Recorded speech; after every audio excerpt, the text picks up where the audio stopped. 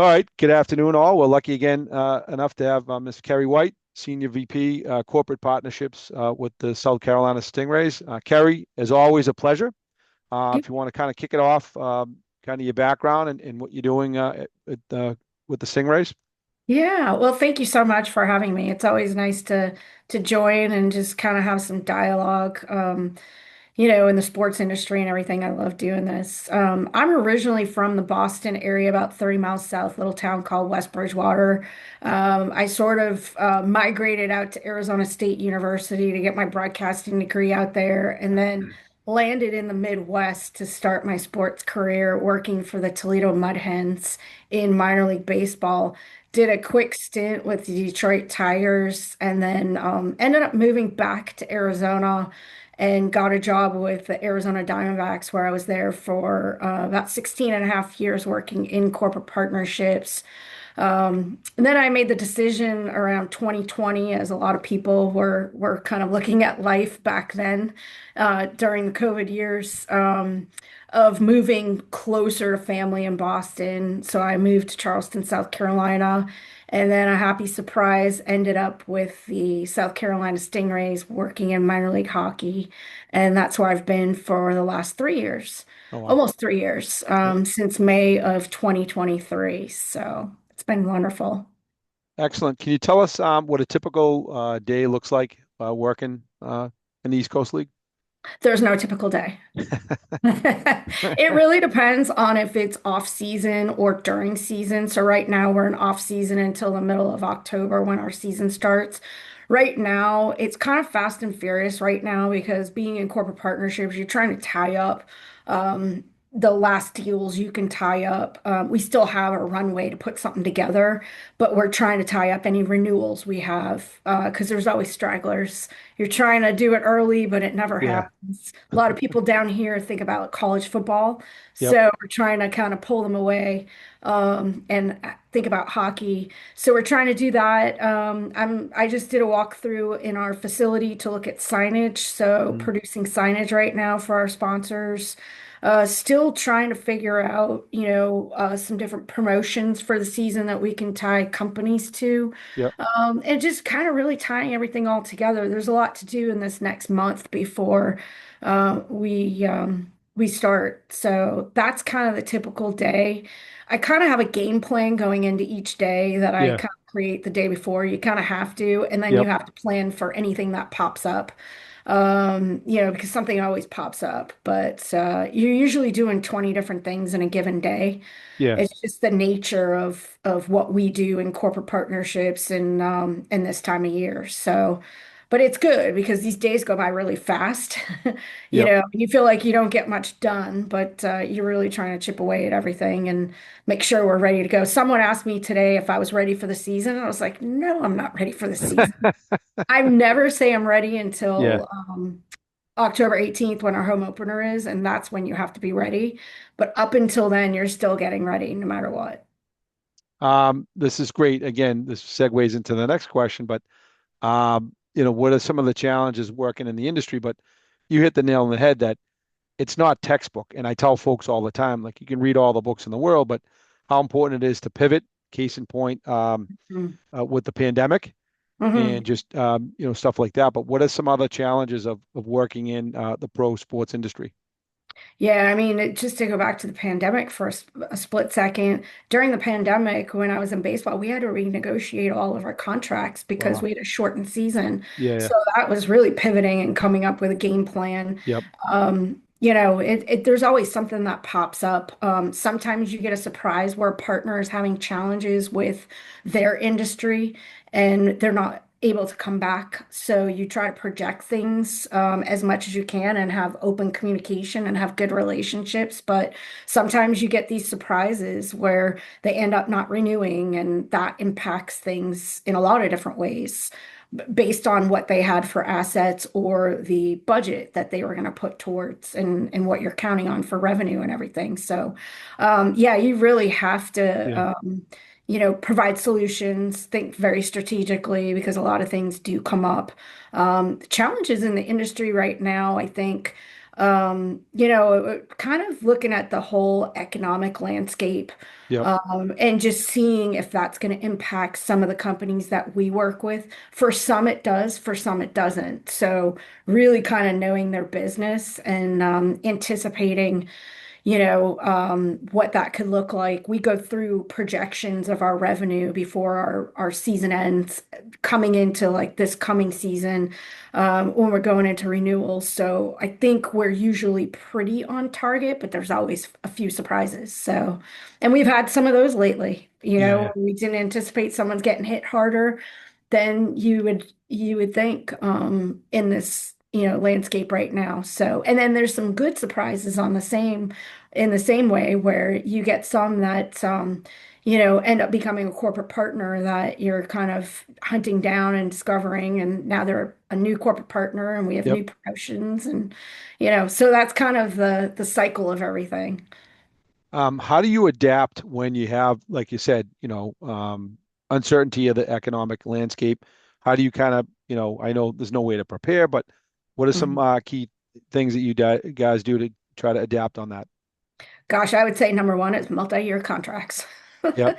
Because that, like, you're never going to be bulletproof. Yep. Even with those, some people will try to, they have circumstances and they're like, I need your help. And sometimes, that happens, but that certainly helps where they know they're obligated if you Yeah. have a multi-year contract. And honestly, if you only do 1-year contracts, that's a lot of resources that you're putting Mm. forth every single year to then renew them every Yeah. year. Yeah. Yeah. And what I always say is, hey, we both have skin in the game. Like, by the time we finish one season, we're just getting started. Then we're going to have to renew again. Let's build on it. Let's do a couple years, and then we can really kind of enhance everything that we're doing each season. So, multi-year contracts are a must if you can get them. That really, really helps. Just the Yep. strategy of everything, too. Of thinking of solutions for partners, especially like say you are in a renewal contract, just thinking of solutions if they say, hey, my budget's going to be smaller this year, like what does that look like? And sometimes you're doing things in good faith because you have built a relationship with these companies, and then other times, it's a new partner, so Yeah. you need them to trust you Yep. because this is the start of something. So it's a lot of transparent communication too. Really goes a long way of just, having that relationship and being transparent with people as you're navigating through things, you This is know. a perfect segue. You just hit the nail on the head. Good. I talk about this with the trust factor and then the Hmm. communication. Because when I tell folks about, sales, like, I don't want to sell, but it's important how critical it is to get in this industry and to be able to communicate and then build that trust Hmm. for partners like that. How important would you say that is? Oh, it's number one across the board, no matter if you're doing corporate partnerships, ticket sales. They will be more apt to buy from you or buy into what you're talking to them about Yeah. if you've built that trust or you're personable. Someone yesterday, actually, I was setting up a meeting for a potential new corporate partner, and they said, "Oh, do you want to do a video call?" I said, "No, I'll come to your office in downtown Charleston. It's 10 minutes away. I'm not going to do a video call Yeah. Yeah. local. I want to meet you in person Yeah. because Yeah. I can have a conversation with you. We can talk more about, like, besides business. I want to get to know them." And I told her what my approach is, where we sit down and I get to know the company a little bit, what they care about, what they value. That's our approach. And it's all just part of that dialogue. And that's where the relationship, the trust, the communication is so crucial. And if something doesn't work out, you still build on that. Because maybe next season there's that potential where we can host them during the game and really get to know them. And that's when it's just, um, it's easier to do business. And then on the flip side too, we always used to say it's harder for someone to break up with you, like a company or whatever, if they really like doing business Yeah. with you and everything. It's hard for them to be like, hey, we can't do it again this year. They don't want to tell you that to your face because Yeah. you've developed a good rapport. So, Yeah. Yeah. that kind of goes a little bit too, to And develop that relationship. again, this really hammers home. Like I said, this is stuff that's not in a textbook. that it just, again, over and over, we try to tell our students, hone those people skills, the trust, and then the face to face. I'm always preaching it. You need to get face to face to talk to folks, look them in the eye, shake their hand.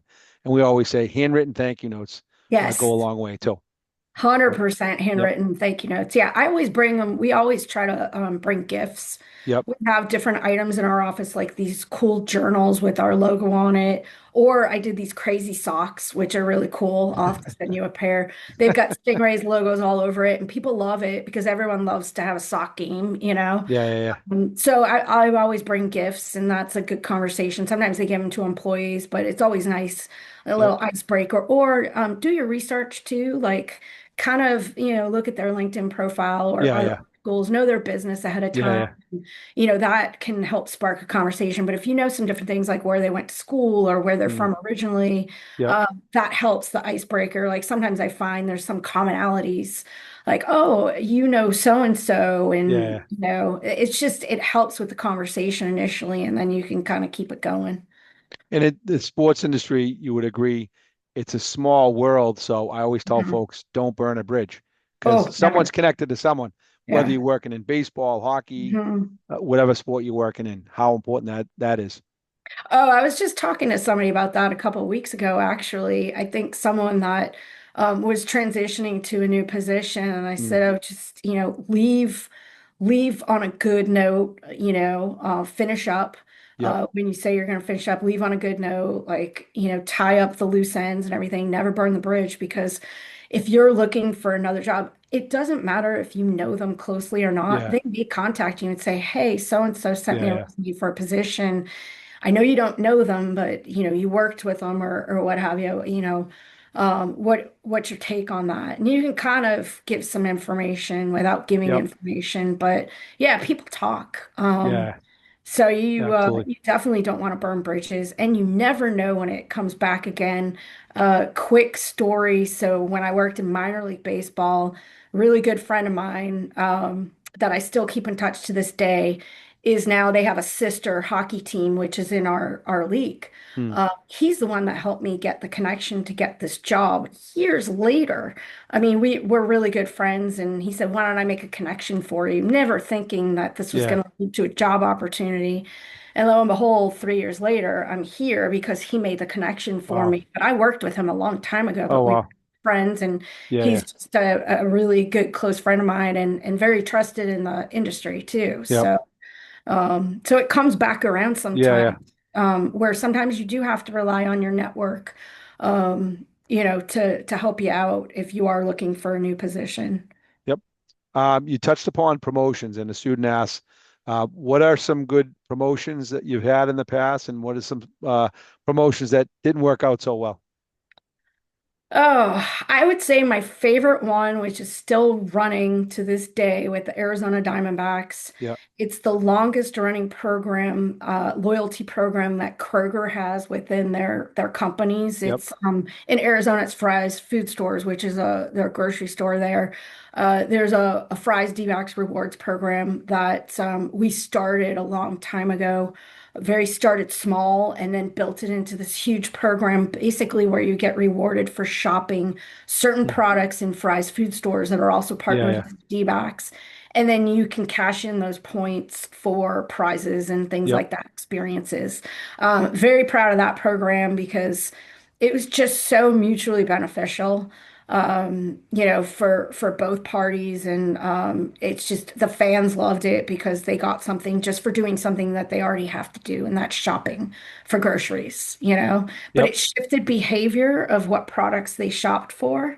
Gotcha. So there are a lot of layers to it. Yeah. Yeah. So that was probably my favorite one. I mean, I've done so many that I'm really proud of.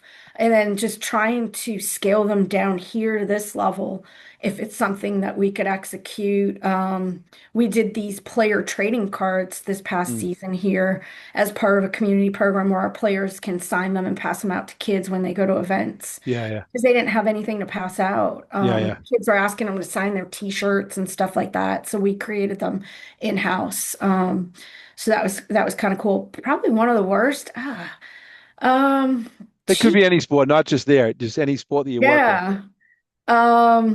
Sometimes you always want to measure things Yeah. to make sure that they work. Off the top of my head, I'm not sure what would be, some of them you're just not going to get the traction where you're Mm. like, oh, okay, that didn't do. I guess this past season we did a ticket package that included a gift card, and the ticket package didn't do very well. I Yeah. think what happened there, we were offering a $20 gift card. Quite honestly, maybe that wasn't enough of an incentive Yeah. Yeah. Yeah. to buy Yep. the ticket package. Or maybe that wasn't the right incentive. Maybe it was food at the games instead of Yep. a gift card. So, you kind of try different things and see if it works. That's the great thing about sports a lot of times is you can try things, you Yeah. know. Yeah. If it doesn't work, then it's fine for the most part. And you don't want to have that on a corporate partner necessarily, Yep. but sometimes when it's new, you take that risk. A lot of times what we'll do is we'll do a proof of concept. We'll launch a community program without a partner and then see what we do to build on it the next season and then attach a partner to it. Gotcha. Yeah. Yeah. Because then we already have proof and measurement of Yeah. what Yeah. Yeah. happened this past season. So that's one way to kind of almost foolproof it, make sure that it is going to work for a corporate partner. One of the students asked in prior and again recently, do you guys talk to the other, teams and say, hey, what's working, what's not working? Yes, absolutely. Sometimes, not even in our industry, in other sports. Yeah.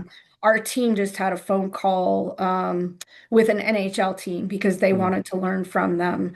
I always like crossing over in sports because the Yep. principles, sports business is applicable no matter what Yeah. sport Yeah. is. Yep. It can transfer anywhere. It's just the format.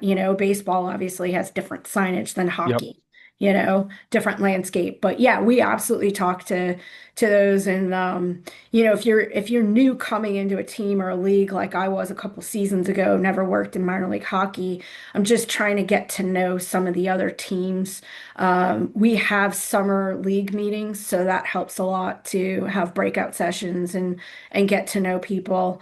That way you can reach out to them anytime with a question. And I, Yeah. I would say in most cases, everyone's willing to share, to a point. Sometimes financials, you're not going to give the Yeah. exact Yeah. number. Yep. You can give them a ballpark dollar number or range or something just to give them a better idea and just professional courtesy, trying to help people out because I know we've been in that position before, and that's also too, like, if a college student reaches out, I really try to set up Mm. a half an hour call or something Yep. if they're really trying to Yeah. learn You've been how great. fantastic with all our students. Yeah. Yeah, and it's just, I know what it's like. And even if I give them a couple of nuggets that help Yep.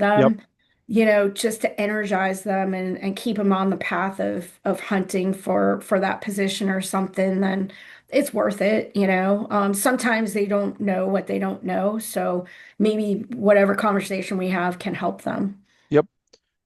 Speaking of that, what advice would you give to our graduate students entering into the sports industry? Doesn't matter if it's hockey, baseball, whatever it may be. Yeah, be a student of the sports industry in general, be a student of the game. Do your research, kind of know what trends are. If you want to go into, say, corporate partnerships, I mean, do some research and know who big companies are that typically would be sports marketers. There's tons of information out there through Sports Business Journal, Sponsor United. There's a lot of resources. Some of it's free. You don't necessarily have to have paid subscriptions or anything like that. But they're out there. There's some great articles. Just even on LinkedIn, build your network, reach out to people and connect. Again, do informational interviews where you can chat with someone. Usually people will respond back and Yep. be open to having a conversation if they're not too busy. Just make sure you're flexible and Yeah. when Yeah. you do it for their schedule. Um, Build your personal development, like going back to the communication and the relationships. really hone in on being able to have an in-person communication with someone Yep. with depth too, meaning if you're talking to a CEO or a director and they're all regular people, they just have different titles and jobs, be able to be able to communicate on their level, like have a conversation about their business, think about what questions you would ask them. And sometimes it's business related and sometimes it's non-business related, you know. People love talking about what they do a lot of times. So just, hone in on that, your personal development. I love to, when I'm interviewing someone, I love to ask the question of, what time do you wake up in the morning? What's your day like? So have a structure, Yeah. have some discipline, Yep. in your life. Like I'm a very disciplined person. And it's not necessarily the motivation, it's more the discipline because a lot of times you don't feel like doing something like getting up, working out, having your regime or whatever that looks like for you. But if you have the discipline, then you're always going to do it no matter what, even if you don't feel like doing it. But when I ask that question in an interview, that tells me a lot about who you are and what kind Yep. of employee you might be. If you're structured, if you're doing something, if you say, "Hey, I roll out of bed at 7:45, I'm at work at 8." I don't know. Yeah. Are you going to be motivated to be Yeah. here? Yep. I don't know. That just, you got to give a little bit more when you have a professional job, a full-time job. Yeah. Even Yeah. if it's your first one, but you gotta be an adult, and sometimes adulting is hard, but it's Yep. good to just, be like that and, Yep. hone in on that. Keep networking, build your network on LinkedIn and everything. See if you can, visit a facility and shadow them during a game or just talk to them during a game and see what they do.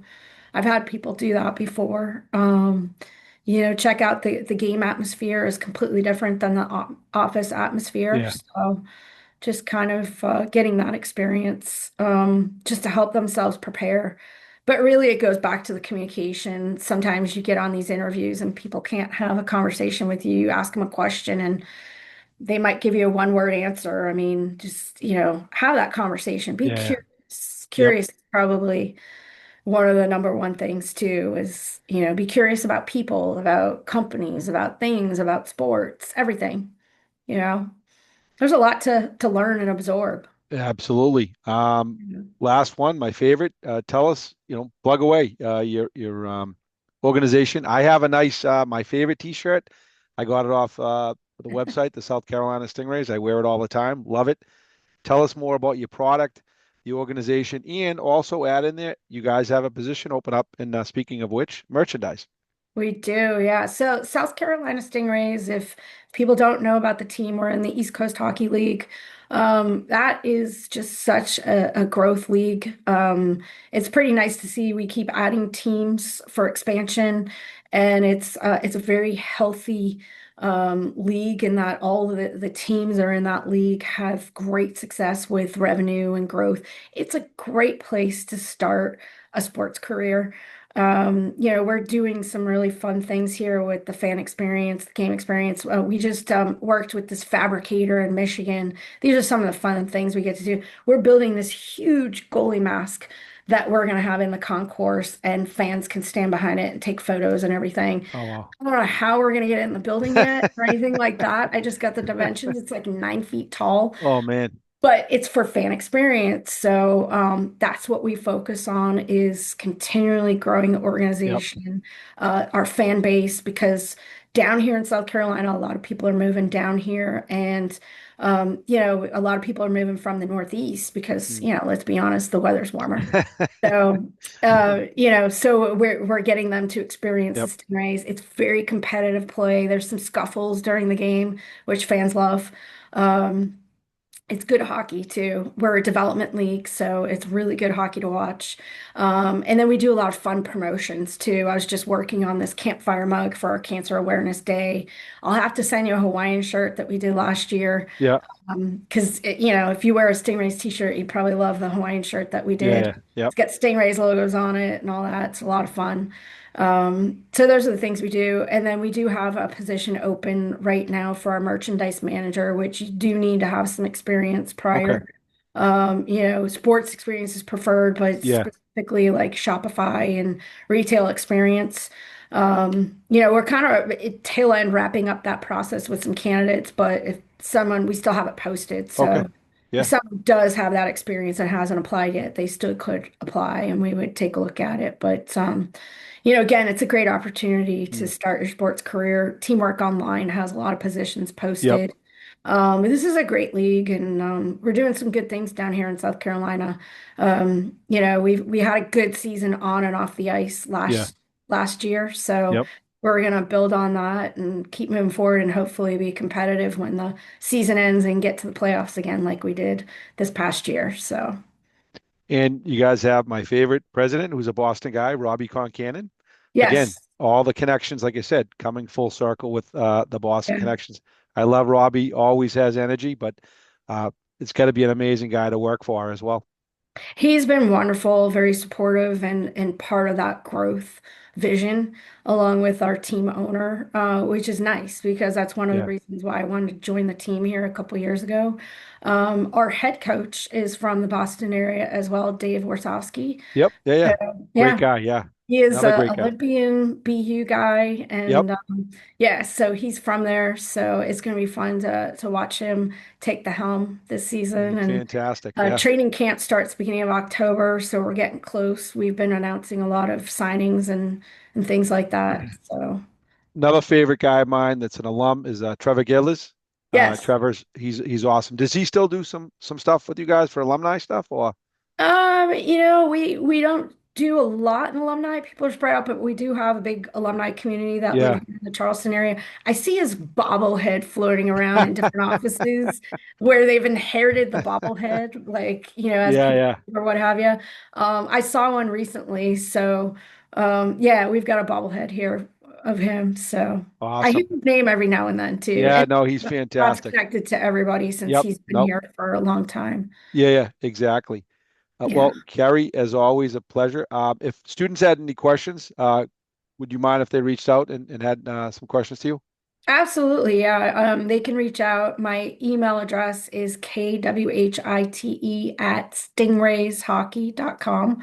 It's on our website as well. Yeah. If you Yeah. go under the team staff, Okay. my email's on there, and then I'm on LinkedIn as well. So happy to connect Awesome. with anyone if they just need some Yeah. insight, some help on direction, or if you're ever down in South Carolina, come visit. We'd love to see you at a game. I'll Absolutely. even get you tickets maybe Yep. for people to come down to a game and just see what the experience is about. Awesome. All right. Yeah. Thank you again. Yeah, thank you so I think. much.